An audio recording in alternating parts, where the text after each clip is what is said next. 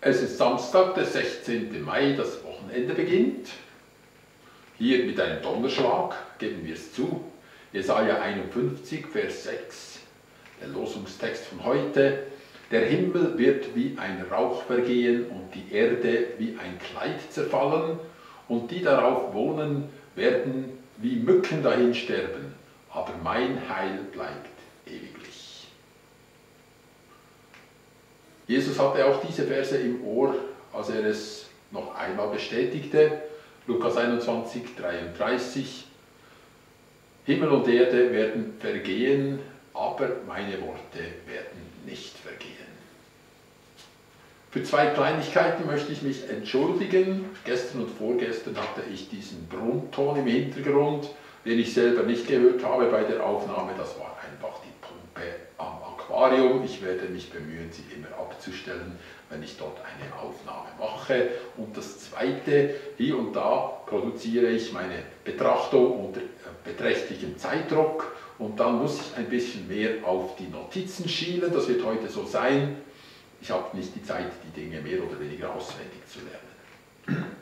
Nun, das Thema heute: Gott trägt die Verantwortung. Er trägt die volle Verantwortung. Ich kann mich erinnern an eine Geschichte, die ich einmal in einer Studentenandacht gehört habe. Ich kann sie nicht genau rekonstruieren, jedoch die Hauptsache ist bei mir hängen geblieben über die letzten 40 Jahre. Ein Kunstmaler stand auf hohem Gerüst im Kircheninnern und malte ein Porträt. Ich weiß nicht, ob es ein Bischof der Kirche war, ein Auftraggeber, oder ob es sogar Jesus Christus selber gewesen ist. Jedenfalls kam der Chef oder Auftraggeber, um die Kunst zu begutachten. Und wie er so rückwärts ging, um das ganze Bild besser ins Auge zu bekommen, merkte er nicht, dass hinter ihm kein Geländer war und ein Schritt noch und er wäre rücklings ins Leere gefallen. Es gab damals noch nicht diese SUVA-Vorschriften, die eingehalten werden mussten, und die Arbeitsplatzbesichtigungen. Aber der Kunstmaler griff blitzschnell in den Farbtopf mit dem breiten Pinsel und zerstörte sein eigenes Werk. Er malte einfach über dieses Gesicht. Der Betrachter, der es begutachtete, machte einen großen Sprung nach vorn, um ihn vor weiterer Zerstörung abzuhalten, und so wurde ein Leben gerettet. Das Bild musste dann noch erneut gemalt werden. Genau das geschieht ja. Gott beendet sein Werk und wird es neu machen, und dabei bleibt sein Heil bestehen. Auch dies ist ein Stück Heilsgeschichte, auch wenn es sehr unheilvoll aussieht. Also auch das Unheil geschieht um des Heiles willen. Bei so viel Unheil sträuben sich bei uns die Nackenhaare. Menschen werden wie Mücken sterben. Man betrachtet einmal dieses Bild wie Mücken. Was für eine Gleichgültigkeit Gottes. Es ist fast wie der Holocaust oder noch schlimmer. Sie sterben zu Millionen. Dann sagt man, ja, es gab den Holocaust, aber daraus entstand dann ja auch der Staat Israel. Und wieder sträuben sich die Nackenhaare. Müssen so viele Menschen sterben, damit ein Staat entstehen kann? Am Ende ist es eher eine Art Verantwortungslosigkeit, die uns hier entgegenkommt. Nun, der Mensch macht sich natürlich seine Erklärungen dazu. Die unzimperliche Erklärung, die brachiale Erklärung, wo man fast den Pfosten ungespitzt in den Boden schlägt, ist die: Alles ist ohnehin Gottes Eigentum. Er kann damit machen, was er will. Das sagt ja auch das Töpfergleichnis in Jeremia. Was soll denn der Ton zum Töpfer sagen? Was machst du hier? Der Töpfer kann den Ton wieder zusammenkneten, er kann ein neues Gefäß machen. Es ist alles in sein Belieben gestellt. Mit einer solchen Theorie kann man leben und kann auch sterben. Auch diese Einsicht, dass man eigentlich Gott unterworfen ist, stellt eine bestimmte Gnade dar.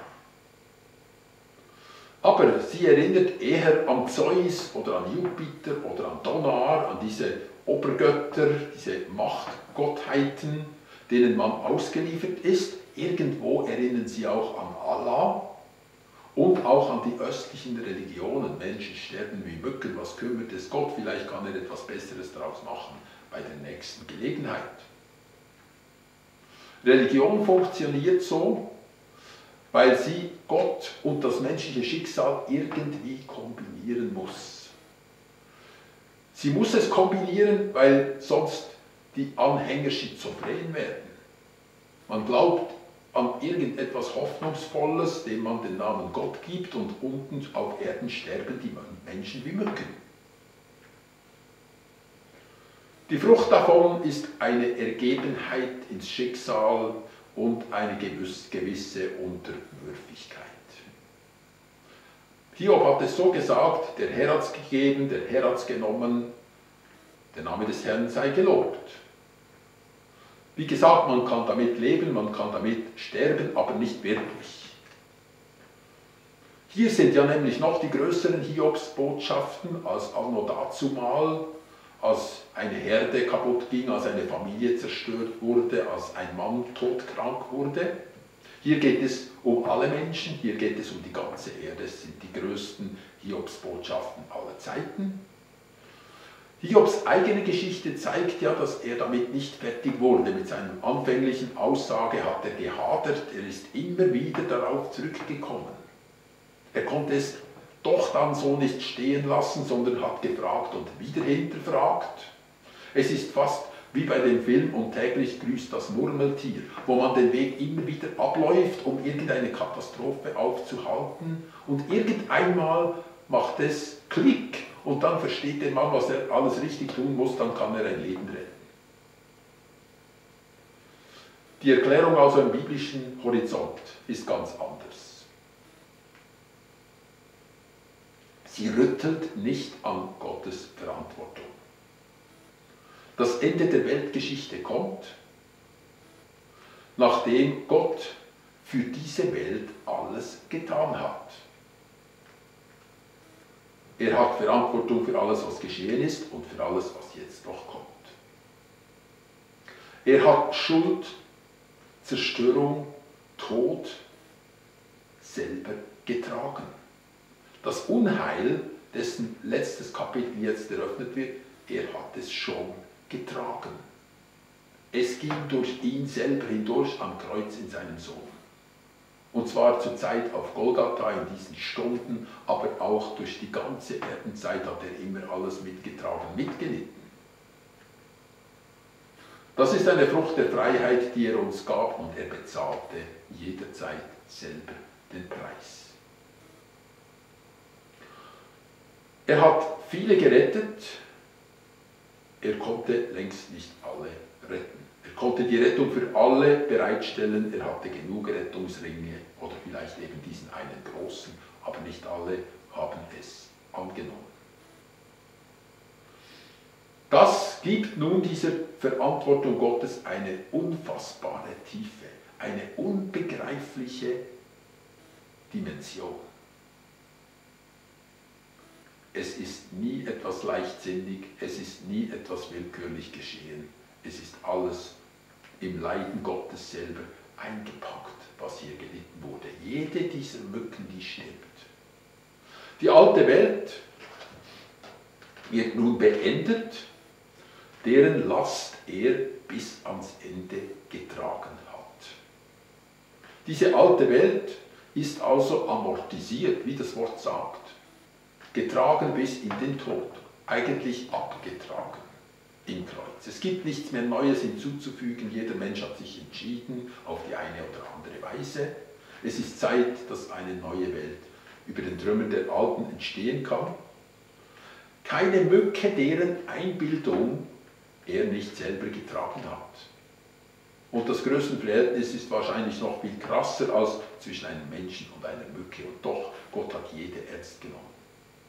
Keinen Schmerz, den er nicht selber erlitten hat, und zwar bis zum letzten.